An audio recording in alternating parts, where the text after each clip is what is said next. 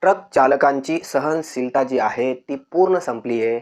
याचं कारण म्हणजे काय? तर रस्त्यावरती कुठेही हात दाखवणे आणि त्या गाड्या थांबवणे, मोठे अपघात होऊ शकतात याच्यामध्ये.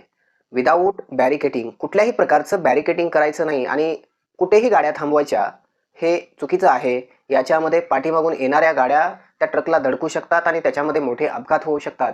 त्यामुळे या सिस्टमकडनं प्रॉपर जे आहे ते काम करावं. कारण नियमामध्ये असं बसत नाही की कुठेही गाड्या अडवाव्यात.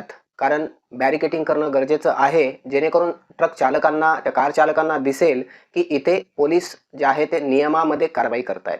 इथे आपण जर बघितलं ना, तर ट्रक चालक त्या पोलिसांच्या गाडी अंगावर घेऊन जात आहेत. इथे पोलिसांच्या जीवाला देखील धोका होऊ शकतो. त्याच्यामुळे आपण प्रॉपर काम करावं, जेणेकरून अपघात देखील होणार नाहीत पाठीमागच्या गाड्यांचे आणि ट्रक चालक जे आहेत ते प्रॉपर जे थांबतील. कारण कधी-कधी हेवी गाड्या ज्या असतात त्यांचे ब्रेक लागत नाहीत आणि मग त्या अपघातामध्ये जीव देखील जाऊ शकतो. तुम्हाला याबद्दल काय वाटतंय? तुमच्या प्रतिक्रिया आम्हाला नक्की कमेंटमध्ये सांगा आणि पेजला जर तुम्ही नवीन असाल तर फॉलो करा. यूट्यूब चॅनलला जर तुम्ही असाल तर सबस्क्राईब करा.